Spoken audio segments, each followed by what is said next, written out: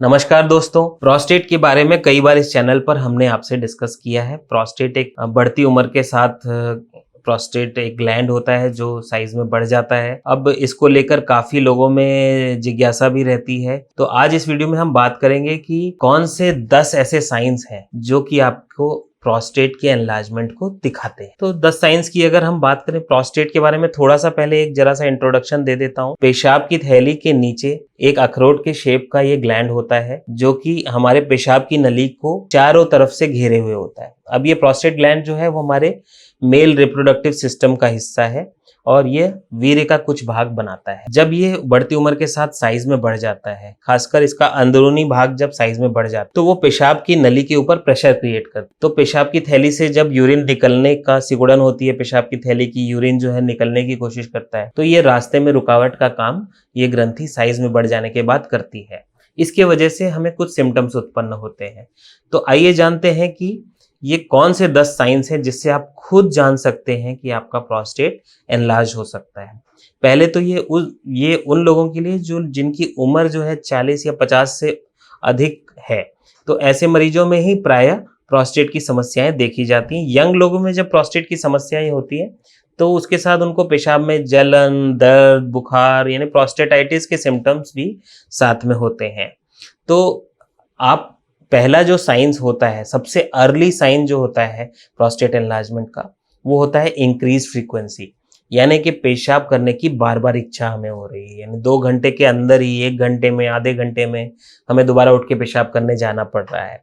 तो प्रोस्टेट का ग्लैंड जब एनलार्ज होता है तो सिर्फ रुकावट ही नहीं, उसके वजह से पेशाब की थैली में भी गड़बड़ियां आने मतलब प्रॉब्लम्स आने शुरू हो जाती हैं।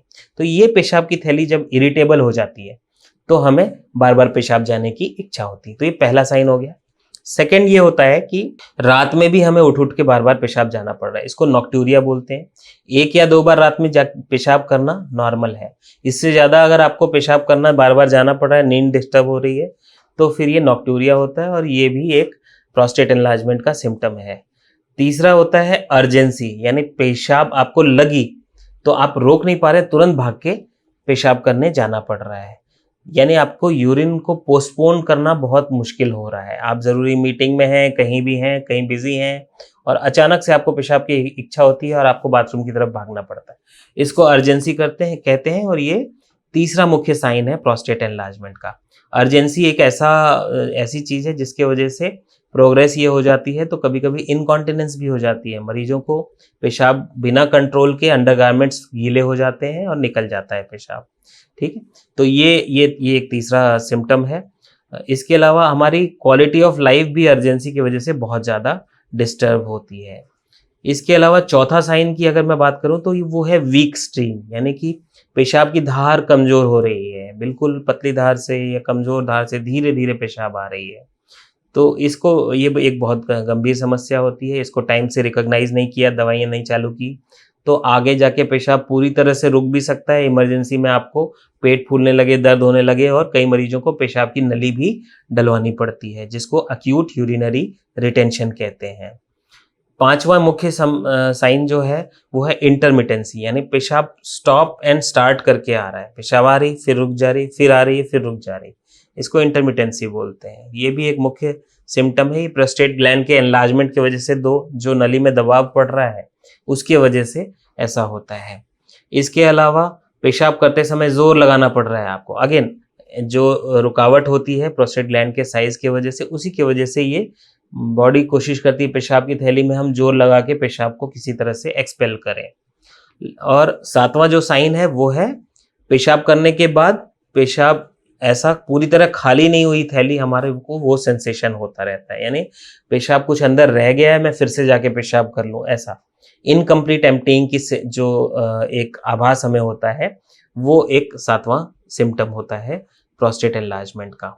अब ये इनकम्प्लीट एम्प्टिंग की वजह से जो बचा हुआ यूरिन, ये रेजिडुअल यूरिन हमारे पेशाब की थैली में रह जाता है। इसकी वजह से बार बार यूरिन में इन्फेक्शन, बार बार स्टोन्स बनना, इस तरह की प्रॉब्लम्स भी हमें होती है। 8वां मुख्य सिम्टम जो है वो है रिकरेंट यूरिनरी इन्फेक्शंस। अगर 50 साल के उम्र के ऊपर के मरीजों में इनमें से कुछ सिम्टम्स हैं और साथ में बार बार यूरिन में इन्फेक्शन भी हो रहे हैं और उसको कोई डायबिटीज़ या और कोई यूरिन इन्फेक्शन के रिस्क फैक्टर्स नहीं है, तो डेफिनेटली हमें प्रोस्टेट एनलार्जमेंट के बारे में सोचना चाहिए।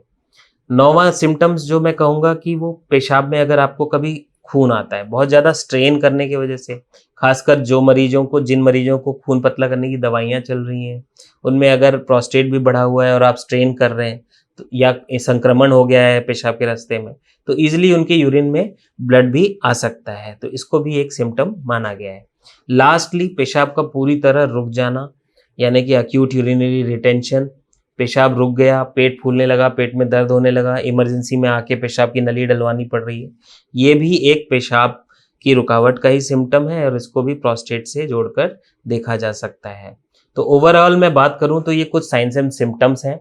ये सारे सिम्पटम्स हर मरीज में होंगे तभी हम प्रोस्टेट एनलार्जमेंट मानेंगे, ऐसा नहीं है। अलग-अलग मरीजों की बॉडी अलग-अलग तरीके से रिएक्ट करती है और इनमें से कुछ सिम्पटम्स आपको हो सकते हैं और आपको इसके बारे में सजग रहना चाहिए। इस तरह के सिम्पटम्स आपको हो रहे हैं तो तत्काल आपको अपने यूरोलॉजिस्ट से मिलना चाहिए। कुछ सिंपल यूरिन के test, PSA test, ultrasound test, पेशाब का फ्लो का टेस्ट, इस तरह के सिंपल टेस्ट को करके आपको प्रॉपर प्रोस्टेट एनलार्जमेंट की डायग्नोसिस हो सकती है और इस डायग्नोसिस के होने के बाद भी 70 से 80% जो प्रोस्टेट के मरीज हैं, उनको सिर्फ दवाइयों के माध्यम से क्योर किया जा सकता है। ये बहुत इंपॉर्टेंट बात है। बहुत सारे लोग भयभीत रहते हैं कि प्रोस्टेट बढ़ जाएगा तो डॉक्टर हमें ऑपरेशन ही बताएंगे, ऐसा नहीं है। बहुत ही इफ़ेक्टिव दवाइयाँ आजकल आ गई हैं और 70 to 80% मरीज जो हैं, सिर्फ दवाइयों से ही ठीक हो सकते हैं। तो इस वीडियो में प्रोस्टेट के बारे में इतना ही। धन्यवाद।